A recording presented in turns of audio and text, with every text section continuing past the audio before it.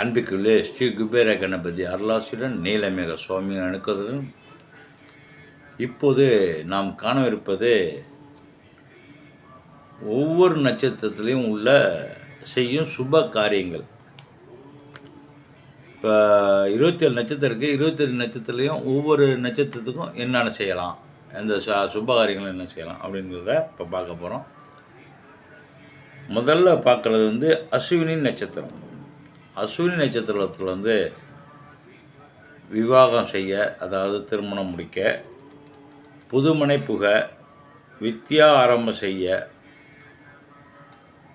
உபநயனம், பதவி ஏற்க, இப்போ எலெக்ஷன்லாம் ஜெயிச்சு பதவி ஏற்கிறதுக்கு, ப்ரொமோஷனில் இல்லை ட்ரான்ஸ்ஃபரில் போய் ப்ரமோஷனில் போகிறாங்களா, அங்கே போய் அந்த டைமில் அஸ்வினி நட்சத்திரத்தில் பதவி ஏற்கலாம்.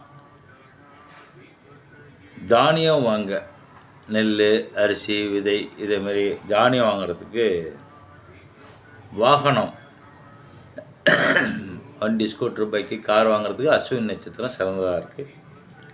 அப்புறம் ஆபரணம், தங்க நகை, வைர நகை, உங்களுக்கு என்ன பிடிக்குதோ அதை வாங்கிங்க. மாடு வாங்கிறதுக்கும் அஸ்வினி நட்சத்திரம் சிறப்பாக இருக்குது. அதுக்கப்புறம் வெளிநாடு செல்வதற்குனா அஸ்வினி நட்சத்திரத்தில் நமக்கு டிக்கெட் புக் பண்ணி பார்த்து செய்கிறது நல்லது. எதுக்காக நட்சத்திரம் பார்த்து செயல்படுறாங்கன்னா அந்த நல்ல அவங்களோட ஒத்துழைப்பு சிறப்பாக இருக்கும். மாங்கல்யம் செய்ய,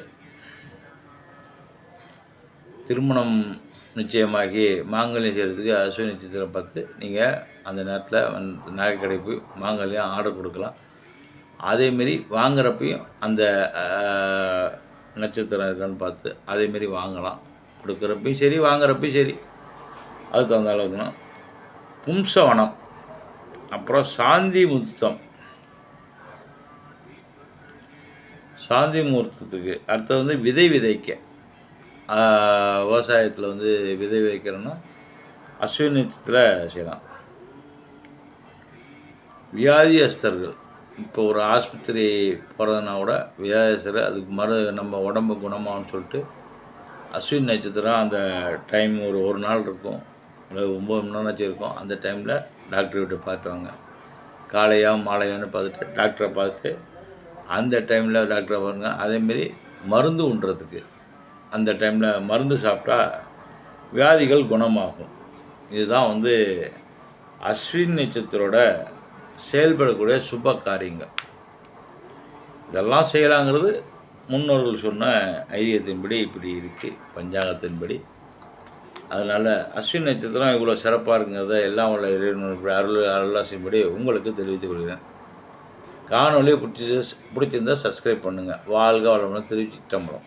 நன்றி.